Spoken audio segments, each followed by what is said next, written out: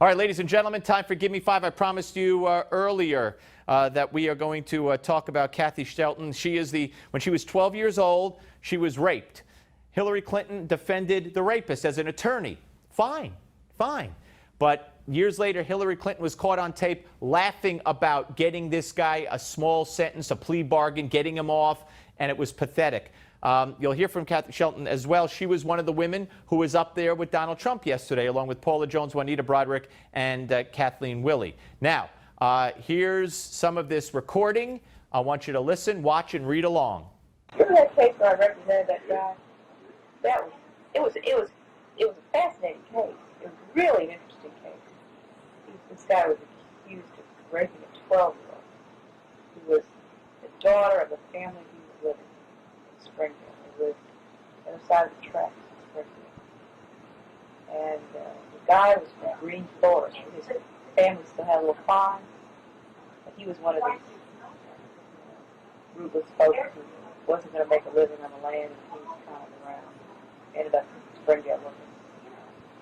Another place over there. Of course, he claimed that he did all this stuff. All right, so remember the case? She brings it up. She defended this accused child rapist. She talked about who he was. He says he didn't do it. Watch. He took a lie detector test. I had to take a polygraph, which he passed, which forever destroyed my faith in polygraphs.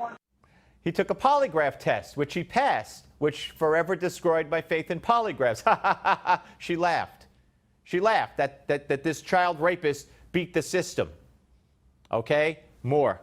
But, you know, what was sad about it was that the prosecutors had evidence, among which was his underwear. His what? His underwear, which was bloody. Sent it down to the crime lab for those efforts to reform the crime lab. Crime lab took a pair of underpants, neatly cut out the part that they were going to test, tested it, came back with the result of what kind of blood it was, and what was mixed in with it. Then sent the pants back with the hole in it for evidence. So I got an order to see the evidence, and the prosecutor didn't want me to see the evidence. I had to go to Laughlin Cummings and convince Laughlin that, yes, indeed, I had a right to see the evidence before it was presented. So they presented these underpants with a hole in it. I said, what kind of evidence is that? You know, you've got a pair of underpants with a hole in it.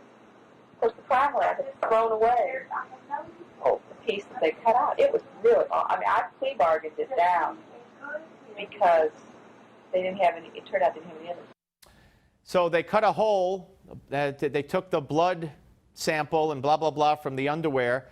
They analyzed it, but then they sent back the underwear with the hole in it as the evidence. And that, I guess they lost the rest of it. And that was it, conveniently lost. And this is all very funny, and this is all very jovial and funny, and more. And he sat at his little desk, and I pulled out my underpants, you know, gave them to him. Started analyzing, looking at the fibers, you know, with magnifying glass and all that stuff. And you can't prove anything. You know, you can't even, so I can see a slight trace, but it wouldn't be enough to test and all that. I went back and told Malin Gibson that I had, well, I probably can't remember his name, but I cut out his who's who, and I've done all this stuff, and handed it to Malin Gibson. I said, well, this guy's ready to come from New York to prevent this miscarriage of justice. Miscarriage of justice. She thinks it's a jolly old scene that she got a child rapist off who raped a 12-year-old girl. She knew he raped him, and I understand. She's his lawyer. She did her job at the time.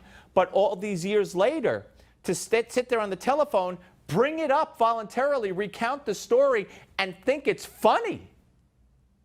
This great advocate for children and young women. And here's how it ended. He plea bargained. We got him off. It was time served in the county jail. He did in the county jail about 2 months. 2 months. He did 2 months. Now, this 12-year-old, this woman now, Kathy Shelton, says that Hillary in court falsely claimed that she, the 12-year-old at the time, had a history of fantasizing about older men, kind of like blaming the victim, okay? Blaming a 12-year-old. And here is Kathy today. If I ever had to meet her in person, it would be very hard for me not to walk up and smack her. I know that sounds mean. I mean, she put me through a lot at 12 years old. I mean, I had to go look through this window and ID these guys. I just want to know, you got a daughter and a grandbaby. What happens if that daughter of yours, if that would have been her, and they pulled you in at that time to do that? What would you done? You would have you would have protected her. Where you don't know me, so I'm a piece of crap to you. You know, who cares about me as long as you can win your first case as an attorney? And that was her first case ever. All right. Again, let me make perfectly clear. It's an attorney's job to defend and win the case. You don't have to laugh about it, years down the road about how you got this child rapist off, a man who raped a 12-year-old girl, and you know he raped a 12-year-old girl. You're mocking the system. You're laughing about it. It's not a laughing matter. It's not a laughing matter, and I think most lawyers would agree. Thanks for watching. I'm taking a couple of days off for the Jewish holidays and Yom Kippur. I'll see you back on Thursday.